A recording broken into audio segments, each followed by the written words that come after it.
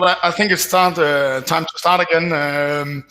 We are proud to present GreenMobility, a car sharing company presented by Anders Wahl. I'm actually not sure of your title anymore. It's changing all the times, but it's moving up, Anders. So maybe you can give you the title yourself and try and give a very short introduction. What impact do you do to society, and what is the investment case? I know it's a hard to do that in 15, 16 minutes, but I give you the task, Anders. Thank you, Mika. I'll try to do my best, and welcome everyone. It's a pleasure to join in us on this today's webinar on impact. Just to get the facts straight, my title with GreenMobility is COO and Deputy CEO here. I think it's a fantastic webinar that you've lined up today. It fits very well with what we're doing, and as it says on the slide here, Danmarks grønneste aktie, the greenest share in Denmark. I've actually put on a green tie today for the occasion, and we have green everywhere. So I think it's just about getting into the impact part. And then the part of impact has been a part of GreenMobility's DNA from day one. In the term of what we are doing to mobility, and more specifically how we're doing this with electric vehicles. I think looking at the mega trends that we've been working with from day one in terms of urbanization, the green agenda of sustainability, and then obviously as well sharing economy, fundamental part of GreenMobility's business. We work in cities where we see continued issues in terms of parking, queuing, obviously environmental part from all the CO2 emissions, NOx emissions, and so on.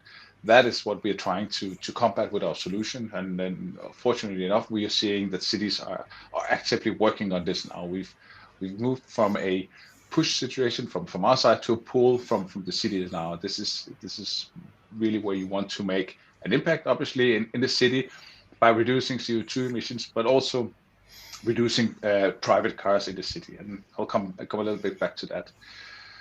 So a brief introduction to GreenMobility. Currently, we are operational in 8 cities across Europe, 4 countries, so Denmark, Sweden, Finland, and Belgium. We've been doing this since 2016, and currently listed on a Nasdaq small cap here in Copenhagen. Today, we've actually crossed 130,000 customers, so a lot of people are actually making an impact through their use of shared mobility. And obviously, one of the key KPIs for us is the CO2 that we are saving on a day-to-day business. We'll come back to that as well. Also, short, keeping the business very simple. It is about transitioning in from something that you have done before into a new type of mobility. So you have to make it easier, quicker, cheaper than owning your own car. There's a lot of things we can go into. We don't have that time today. I encourage you to visit our website for more information. From a historical perspective, this has grown tremendously. So we see more and more people transitioning into the use of shared mobility because there's a focus on making an impact, being proactive by yourself. Obviously impacted by COVID, but also interestingly enough, much bigger now post-COVID. So that has also driven a lot of focus into how we have mobility and how people are having an impact in their mobility. So maybe a bit more on being a green company and more specifically the impacts that we are trying to make. It does go a lot of different ways. As I stated in the beginning, this is part of our DNA, and it almost to an extent that we don't think about it every day. It comes natural to everyone around us. So maybe without actually working for that, we've become a popular place for work as well. So having this focus on sustainability and the green environment actually does something very good for employer branding as well. So I would definitely encourage other companies to look at that. I think from when you have that focus, how do we impact? You have to look at it obviously from the business perspective, but also in all other matters. So for us, it's about light bulbs at the office, waste sorting. You have to coordinate that with your landlord and all these things. So it goes into a lot of different things. But obviously in the business, it's more than just driving electric cars. It's looking at how do we work with renewable energy. So we're not just putting electricity from black sources into our cars.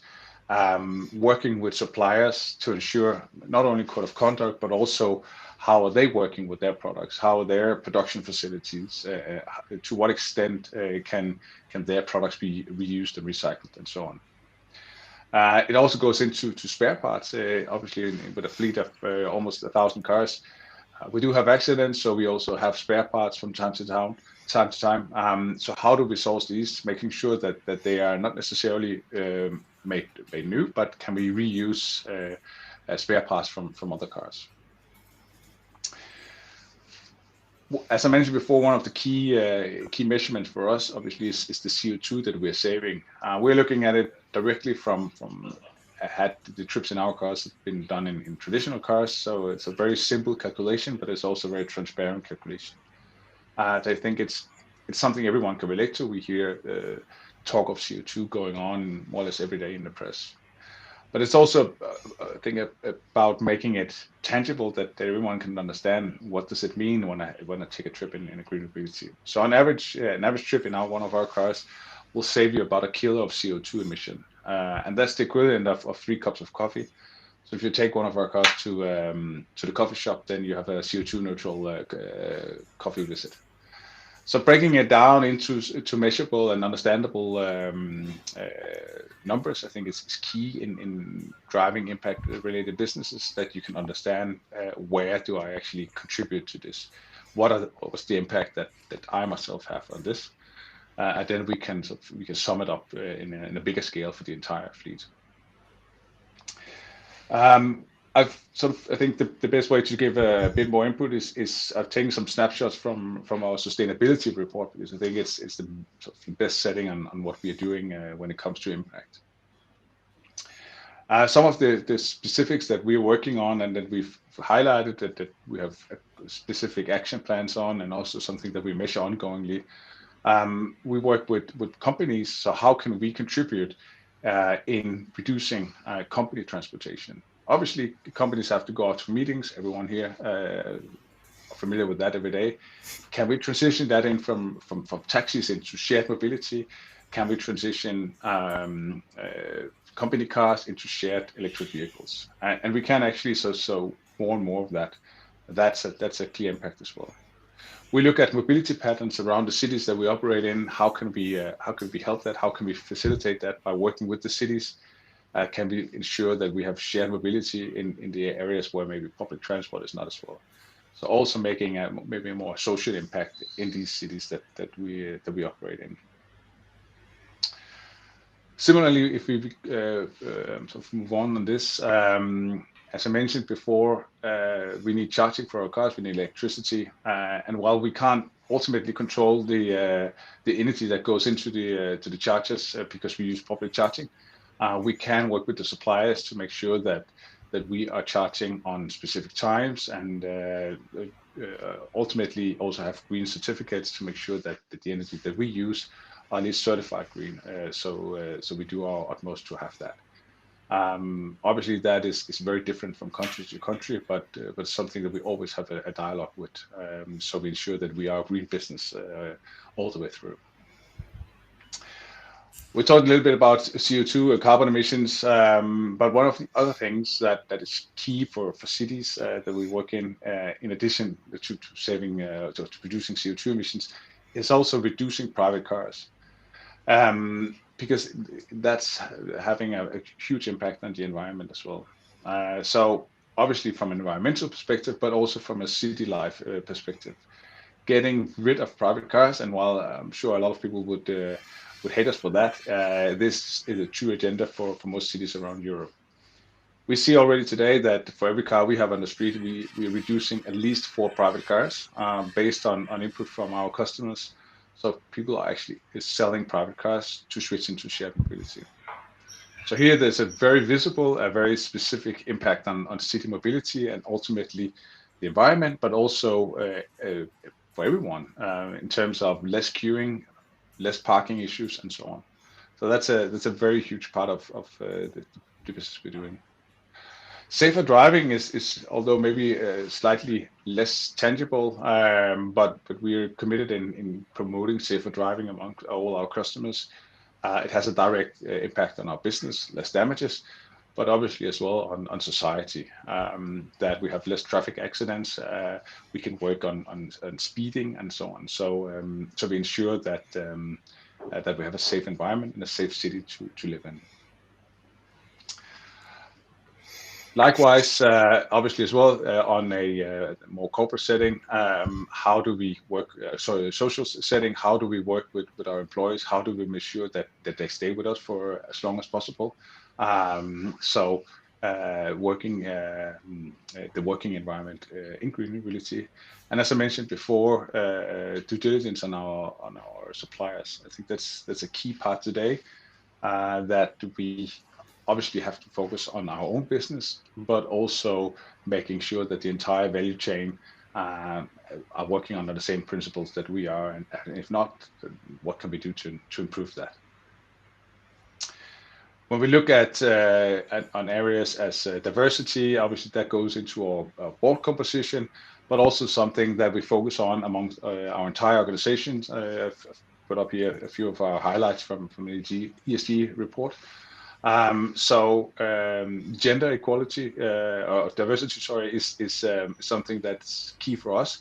But equally, diversity into nationalities. We have today about 12 different nationalities in our company. I think that provides a lot of diversity as well, and overall in terms of salaries and so on. So all the key metrics that we're reporting on. And to keep up with time, Michael, just a quick review. This is not something that we focus only on here in Copenhagen, but obviously something that's a global trend. We see actually when we speak to cities around Europe, potential new cities, we always engage with politicians, the city hall, and these are key parameters today. So companies that can show this, can show how we do it, but also clear results, they are favored in terms of competitors. So this become a high-level agenda for cities all around, and it's actually a gateway for us. It definitely opens more doors that we can prove these things. We can show what we've done in our cities already. So we're welcomed into new cities on that. Obviously, sharing is growing everywhere. So that's the business foundation on which we are building. And we see lots of possibilities around Europe. We are from the 8 cities in today. The European potential is much bigger. We've said for the coming years, or by 2025, we're going to be in 35 cities. So additional 27 cities to the ones we have today, and by that being an industry leader, I think that's equally important. Also, when we talk about impact, that we set clear ambitions. This is a market leader has to have a clear ESG focus, obviously making an impact, while we also want to be a clear number one in terms of number of EVs. So a very clear impact on the environment across cities, and obviously saving CO2 and reducing private cars while we do that. So there are obviously financial goals, but also very clear impacts on the cities that we operate in. Yeah, but Anders, perfect. You catch this very good. I'm talking a little bit about you're focusing a lot on this CO2 side that your cars are giving out, but this forecast not being deployed. Do we have some numbers on that? You know, it's a huge CO2 going into cars. And secondly, on this question, is the cities that you pitch into, are they demanding any of those numbers that you're showing those data? Are that a prerequisite for getting into cities now? So that is an advantage for your competitive situation. Well, let me start with the last part. It's absolutely an advantage. While we still, it's not a, well, let me put it this way. We have a few cities now in Europe where operating entirely with EV is a requirement for sort of in order to operate. But we see more and more cities having that requirement. But what's also sort of popping up now is the demand not only to show this number, but also share this number with the cities. because they need to understand what are the impacts on city life from sharing mobility, obviously electric mobility. So I won't say we have requirements on a certain sort of savings, because it also ties into how many trips are we making. But being able to measure this and being able to prove that you have this positive impact on the city, that is already becoming an issue, and it will become a clear demand in the future. Perfect. And then you had of a course, question on the CO2 on the CO2, the CO2 part, that you actually make a private ownership of cars much less, and the air pollution part, of driving maybe gasoline cars out of the city for using car sharing. And of course, people are welcome to ask questions here on the right side. So until they do it, I ask you, Anders. Maybe you prefer me not to ask the hard questions. No, sorry. No, that's fine. That's always no. I think that's for us. I think that the easiest way to show effects are among CO2. It's a measure that everyone at least hear about, but there are a lot of other areas where we can have a direct impact. I think for us, can we show clear impact in terms of more social aspects as well? We saw recently a city where they had proven that shared mobility actually helped some areas of the city. So we see that also becoming an issue, that what are the impacts that we are making on a more social element in cities. And I think that's a super sort of qualification, and that can we help certain areas of the city that may be under supported in terms of public transport, so we can help them get to work or whatever is needed.